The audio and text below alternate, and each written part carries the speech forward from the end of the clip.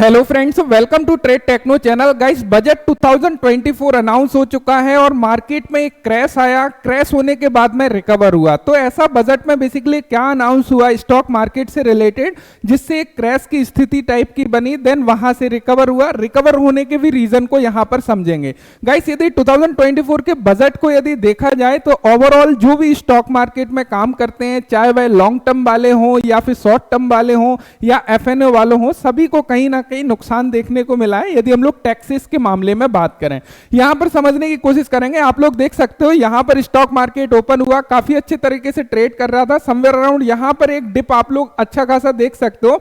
यहां पर निर्मला सीतारमन क्या बेसिकली अनाउंस कर रही थी, उसके बाद में क्या हुआ कि अचानक से ये जो है रिकवर करके कहीं ना कहीं 24,476 पर क्लोज हुआ। यहां पर समझने की आवश्यकता है, यहां पर टैक्सेस से रिलेटेड जो है अनाउंसमेंट बेसिकली चल रही थी, यदि आप लोगों ने फोकस किया होगा।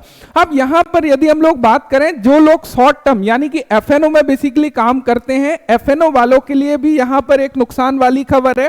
अब देखो यहां पर समझिएगा, इससे पहले चीजें क्या चल रही थी, हम लोगों ने भी वीडियो में डिस्कस किया था, जहां पर मैंने एंजल वन की वीडियो को डिस्कस किया था। बिकॉज एंजल वन का पूरा बिजनेस एफएनओ से रिलेटेड है।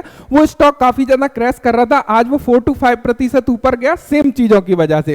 क्योंकि पहले पूरी की पूरी एक पैनिक सिचुएशन क्रिएट करी गई। कहीं ना कहीं एफएनओ में 30% टैक्स की आप लोगों को बातें दिखाई दे रही होंगी कि कहीं ना कहीं ज्यादा वॉल्यूम आ रहा है। रिटेलर कहीं ना कहीं अपने सेविंग के पैसे एफएनओ में लगा रहे हैं, उनको बचाना है, सेव करना है, ये गवर्नमेंट ने बेसिकली बातें करी।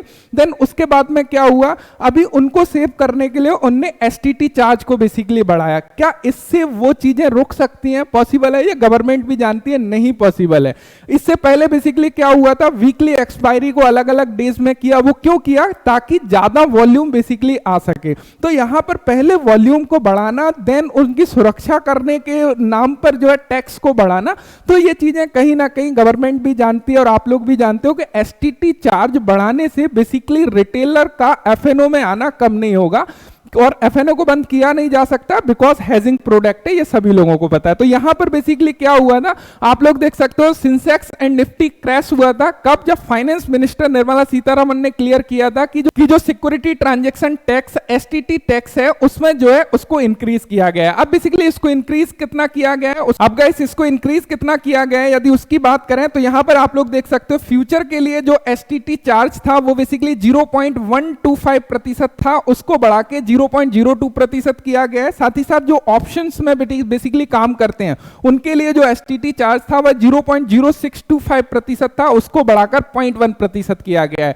तो यहां पर डेफिनेटली वो कितना भी बढ़ाया हो, लेकिन इसका सीधा सीधा पॉइंट वो लोग कहां जोड़ रहे हैं कि कहीं ना कहीं इससे रिटेल इन्वेस्टर सेव होंगे, जबकि ऐसा बिल्कुल भी होने वाला नहीं है। इस चीज को आप बहुत भलीभांति गवर्नमेंट भी जानती है और आप लोग भी इस बात को समझ रहे होंगे। तो ये तो हो गई भैया एफएनओ वाली बात। अब यदि हम लोग बात करें स्विंग ट्रेडिंग बेसिकली जो लोग करते हैं, जो एक स्विंग को कैप्चर करते हैं, जिनका होराइजन 1 ईयर से कम होता है, शॉर्ट टाइम का होराइजन होता है, इस तरीके से जो भी लोग स्टॉक मार्केट में काम करते हैं उनको भी बख्शा नहीं गया है। यदि हम लोग उनकी बात करें तो यहां पर आप लोग देख सकते हो शॉर्ट टर्म गेन जो था उसको भी इन्होंने इंक्रीज किया है। बेसिकली इसको कितना इंक्रीज किया है यदि उसकी हम लोग बात करें तो जो शॉर्ट टर्म कैपिटल गेन है वो 15% से बढ़ के 20% बेसिकली कर दिया गया है। साथ ही साथ लॉन्ग टर्म कैपिटल गेन को भी इन्होंने इंक्रीज किया है, यानी कि जो लोग लॉन्ग टर्म में काम करते हैं, 1 साल से ज्यादा होल्डिंग जिनकी होती है, जो काफी लंबे समय के लिए इन्वेस्टर है, उनका भी यहां पे जो है कहीं ना कहीं उनको भी नहीं बख्शा गया है। उनके लिए जो टैक्स है वो 10% से बढ़ा के 12.5% बेसिकली कर दिया गया है।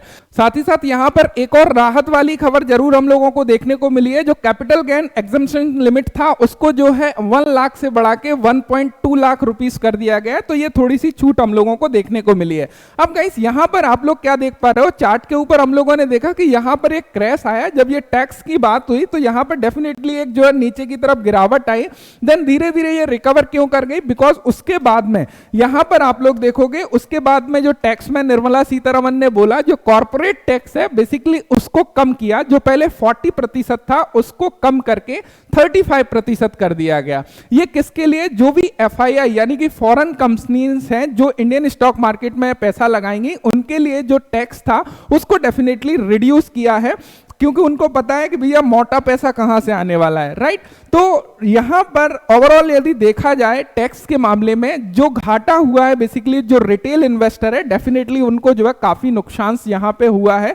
यदि आप लोग स्पेशली देखोगे शॉर्ट टर्म कैपिटल गेन जो कि 15% से बढ़ा के 20% किया गया है, वो एक्चुअल में दिख रहा है कि 5% इंक्रीज हुआ है, जबकि वो उससे ज्यादा इंक्रीज हुआ है। साथ ही साथ यदि हम लोग बात करें लॉन्ग टर्म कैपिटल गेन की, उसको 10% से बढ़ा के 12.5% किया गया है। इसका मतलब ये नहीं है ओनली 2.5% बढ़ाया गया। यदि आप लोग एक्चुअल में देखोगे तो उससे ज्यादा, जब तक आप लोग उतना पैसा कमाने के लिए जितना मेहनत कर रहे थे, जो रिटर्न कमा रहे थे, अभी उससे ज्यादा रिटर्न आप लोगों को कमाओगे जब जो है उतना पैसा आप लोग बचा पाओगे।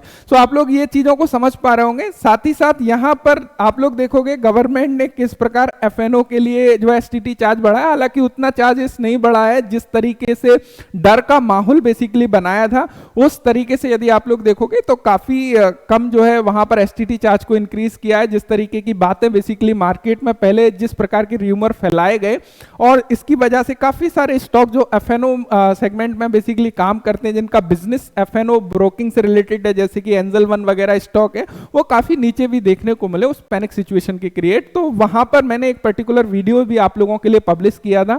सो आई होप आप लोगों ने वो वीडियो देखा होगा। देन आज एंजल वन में डेफिनेटली एक उछाल देखने को मिला। वो सेम रीजन है, क्योंकि जब क्लियरिटी आती है तो डेफिनेटली वहां पर जो है वो रिएक्ट करती हैं। तो मुझे उम्मीद है कि ये चीजें आप लोगों की क्लियर हो गई होंगी। अभी एक और वीडियोस डेफिनेटली मैं बजट से रिलेटेड लेने के आने वाला हूं, जहां पर हम लोग इन डेप्थ एनालिसिस करेंगे कि कौन कौन से बिजनेस को आने वाले समय में बेसिकली इस बजट से फर्क पड़ने वाला है या फायदा होने वाला है, उसमें कौन कौन सी कंपनी लिस्टेड है, उनका क्या कारोबार है और किस प्रकार बेसिकली फायदा होगा, उन सारी चीजों को इन डेप्थ समझ रहे होंगे। सो मुझे उम्मीद है कि टैक्स से रिलेटेड जो भी आप लोगों के डाउट हैं वो क्लियर हो गए होंगे। Thank you so much video देखने के लिए। Thanks for watching and bye bye.